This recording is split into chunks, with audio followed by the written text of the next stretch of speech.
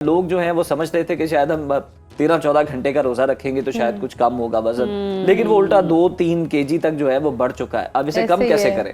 बिल्कुल इस तरह ही रमज़ान में क्या होता है कि हम लोग जब रोज़ा खोलते हैं ना, सहरी के वक्त इस तरह स्टफिंग करते हैं। पहली तो बात है कि हमें होता है सारा दिन हमने गुजारना है तो बहुत ज़्यादा एक्सेसिवली खा लें, पराठे खाते हैं, बहुत ज़्यादा एक्सेसिव जो ऑयल में बने हुए खाने, कढ़ाई वगैरह, ये सहरी में बड़ी हैवी सहरी होती है। और कुछ लोग तो करते भी बाहर से सहरी हैं, और बहुत कम लोगों ने हेल्दी सहरियाँ की होंगी, आई एम श्योर।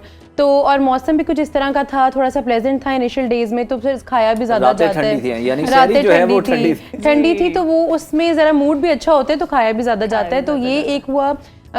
और दूसरी बात है कि इफ्तार के टाइम क्या होता है कि जब हमारा ब्लड ग्लूकोज लेवल इतना डाउन होता है तो हमें होता है कि अब जो भी चीज़ सामने आएगी वो खा लेंगे।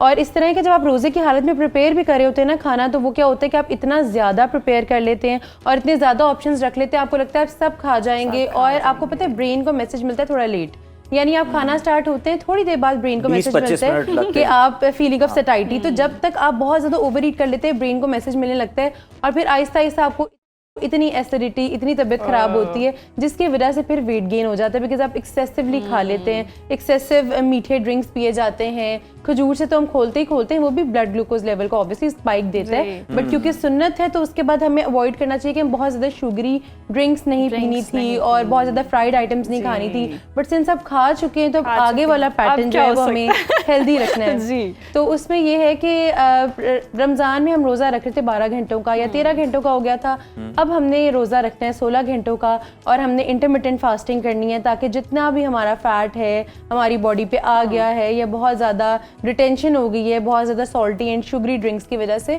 तो हमने उसको कम करने के लिए अब इंटरमिटेंट फास्टिंग आप स्टार्ट कर दें। लेकिन ये फास्टिंग कंपैरेटिवली आसान इसलिए होगी क्योंकि इसमें आप पानी पी सकेंगे, आप इसमें ब्लैक कॉफ़ी पी सकेंगे, ब्लैक टी पी सकेंगे, ठंडी करके भी कोल्ड कॉफ़ी भी पी सकते हैं, सिवाय दूध और चीनी नहीं उसमें डालनी।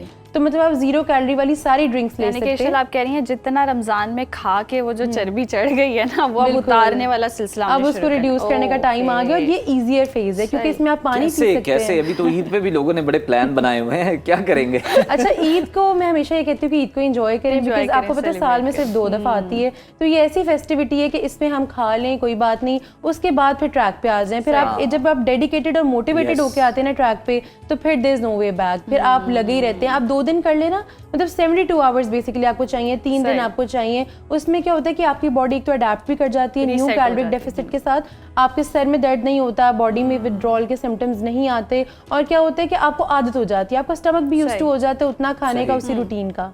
तो आप इस तरह कर लें।